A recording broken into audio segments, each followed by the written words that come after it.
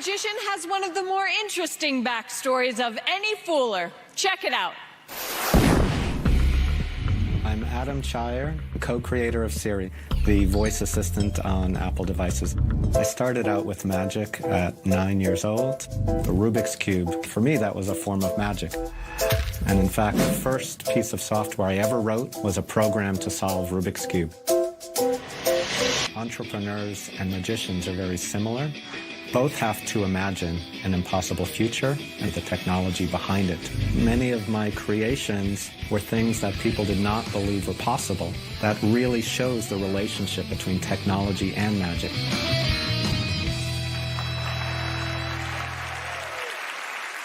Please welcome Siri Us contender Adam Cheyer.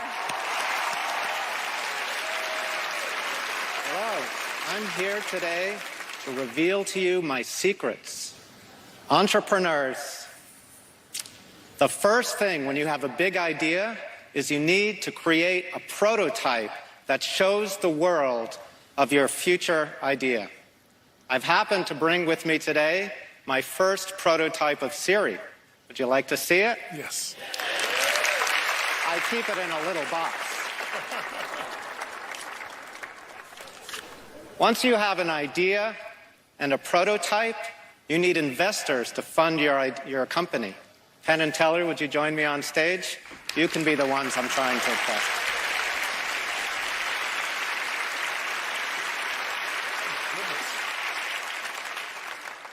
I'm going to mix these cards, give them a shuffle.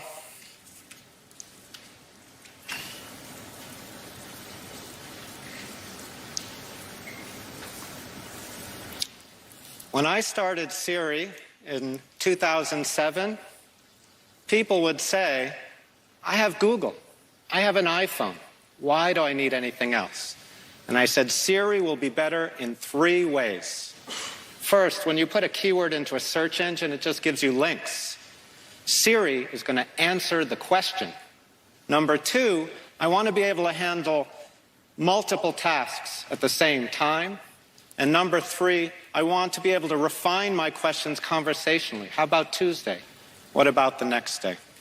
Would you help me, Teller, and just choose any card from the shuffle deck, but don't look at it, just pull it out of the deck. Okay, and let's choose a card for Penn as well.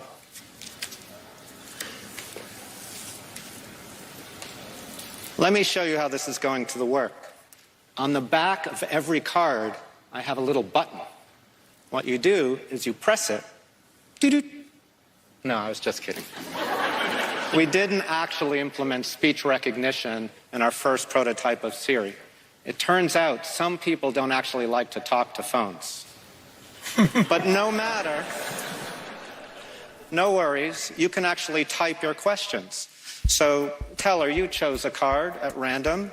It could be red or it could be black. What color is Teller's card?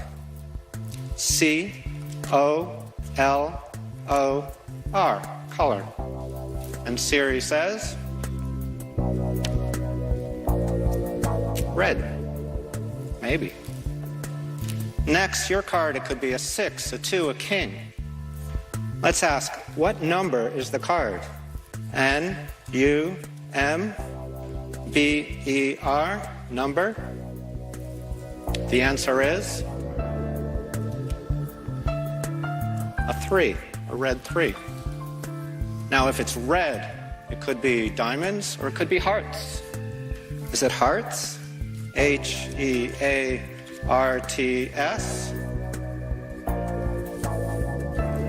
It is hearts.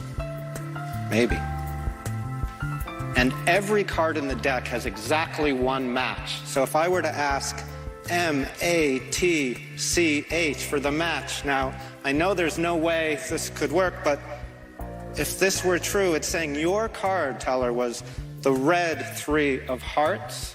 So the match would be the other red 3, the red 3 of diamonds. That's what I call artificial intelligence right there. And you chose the red 3 of hearts.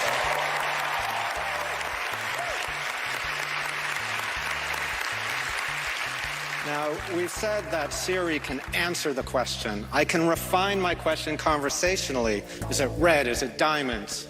But we also said we're going to handle multiple tasks at the same time. Now, Penn, we chose a card for you. This was the color pile. What is the color of Penn's card? Black. This is the number pile. What number is Penn's card? 7. Black 7. If it's black, it could be clubs or it could be spades. Siri says clubs. And every card in the deck has exactly one match. And if you chose the black 7 of clubs, the match would be the other black 7, the black 7 of spades.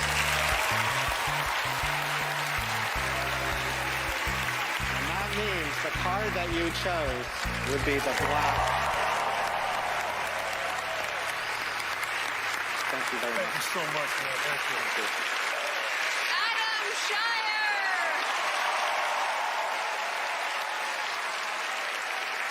Hi, nice to meet you. You could stay in bed for the rest of your life and do nothing else and still be very impressive. Yeah, I aspire to be a magician like all the others on this stage. That's amazing. I have so many questions about Siri. Like, sometimes you can get Siri to have a little bit of an attitude. Well, we knew when we created Siri that, yes, we wanted it to answer questions and do tasks for you, but we knew that people would ask those funny kinds of questions. So do you know what the #1 question that people ask Siri? I've seen the logs. Oh, is it sing for me?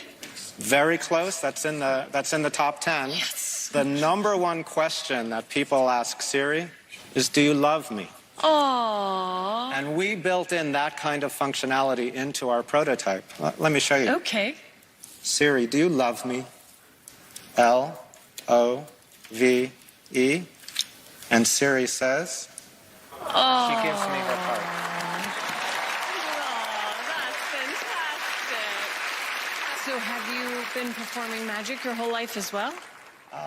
I was really into magic when I was a kid, maybe 8 to 12. And then I went for 35 years not doing any magic. And then when my son became about the age that I was, we rediscovered magic together, and that's something we can share. Well, I bet he's excited.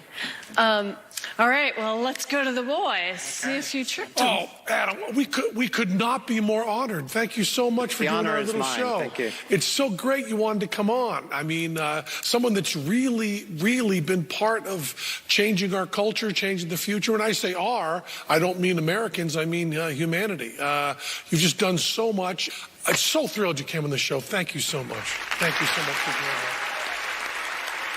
And you know, I'm trying to find ways that we have things in common because you're such a hero. One way is you shuffled cards a lot like we do sometimes. I really like that a lot. But I think the best way to try to figure out how you did this is to ask Siri.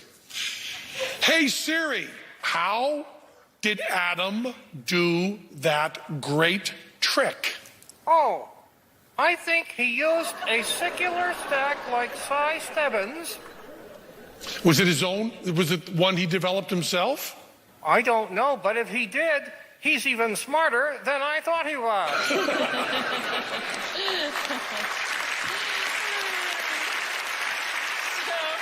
did Siri figure it out? Let me actually consult my favorite expert. Siri, did we fool them? F-O-O-L, fool? And Siri says?